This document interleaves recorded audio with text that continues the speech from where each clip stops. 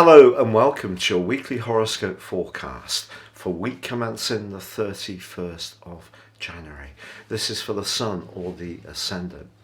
Now what I'm going to do is provide a broad overview of what we can expect, but then as ever dive deep to give you in forensic detail the insights for each of the 12 zodiac signs. So please stay with me for that.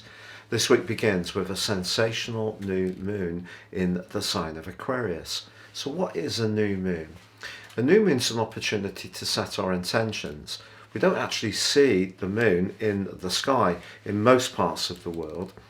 It's an opportunity, however, to really direct our energies into the part of our situations that particular new moon influences. So the sign of Aquarius is very much about the future. It's about friendships, collaboration and cooperation. So all those things can really come to the fore over the next 4 weeks. But this particular new moon also has, ironically, the two ruling planets or co-regents of Aquarius in somewhat of a quarrel. Saturn's part very close to the Sun and the Moon in Aquarius, and Uranus, the higher octave modern ruler of this sign, is on the 4th house cusp, and that's very much to do with home, family, emotions. But in terms of the overall zodiac, Taurus is house 2, where Uranus is. So I think if we're thinking of mixing business with pleasure, it may not be the best over the next 4 weeks, unless there's a very clear understanding of who does and contributes what, and that could work okay. But this week actually does see some glittering alliances, not least that Venus, the planet of love and affection, well, that is going to be inching its way towards a close conjunction with Mars, which really begins right at the end of this week. But Venus does forge, ironically, a beautiful link to Uranus. And then Mars, also in the sign of Capricorn, along with Venus, that's forging a very dynamic angle to Jupiter. Now when these two get together, it really can give us greater self-confidence and drive. We're going with the flow, we're not so hesitant.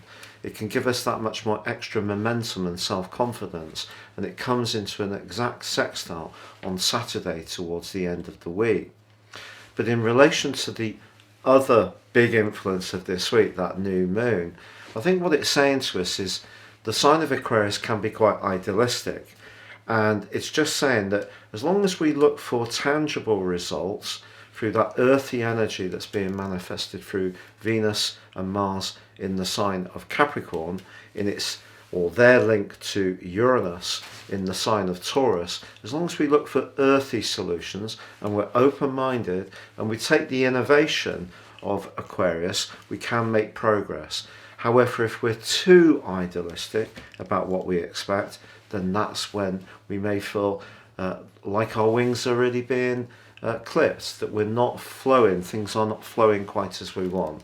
So it's about staying grounded, but also open-minded.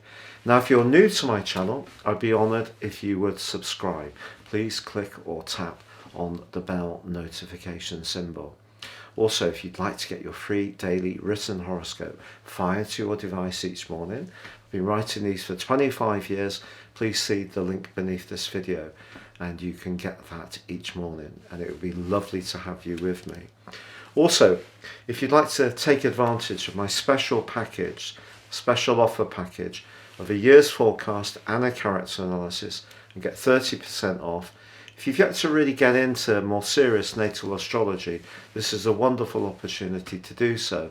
You can ascend above this zodiac broadcast and really understand what things are going to unfold for you as an individual based on your time, date and place of birth over the next 12 months into the early part of 23. Hello Cancer, and welcome to your weekly forecast for week commencing the 31st of January.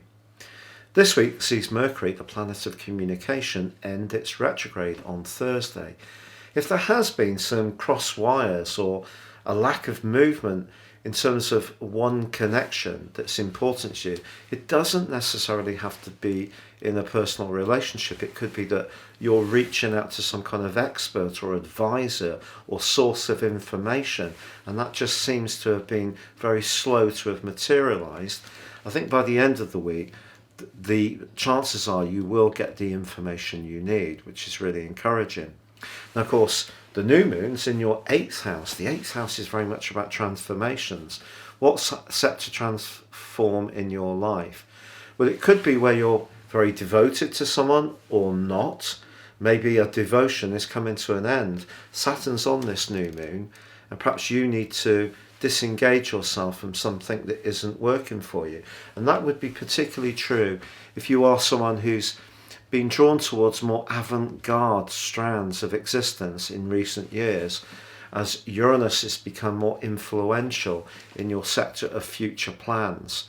But the energies, the scorpionic type energies that surround this new moon, suggest that your desire to be free is not going to come without some kind of cost. So if you're disengaging yourself from a relationship, a business alliance, perhaps even where you bank or shop, then there may be some processes you need to go through. But with Jupiter in your sector of freedom, linking so magically with Mars in your sector of relating, if there are positive alliances you have in your situation, or where you feel you can engage with others in a dynamic way, this week could see you make progress. But when it comes to those longer term finances, do test the mettle of any ideas you have. Really think very carefully that what you're planning is truly viable, and that's where Saturn can help you, because it can help you to think very carefully about the downside as well as feeling more optimistic, which will come through that wonderful alliance between Jupiter and Mars. Now, Venus is also forging a superb angle to Uranus this week. If you're single, this could see someone entering your orbit who really is fresh and different. Or if you're in a committed relationship but you don't want it to end, but maybe it's just got like they can, a little stale and predictable, this is a great week to try to find ways to rejuvenate things, to be more spontaneous and do things off the cuff. And there's a magical connection between Venus and Mars at the end of this week. So whatever your romantic status, I think your understanding or appreciation of what relationships mean for you is going to be enriched as the week draws to a close.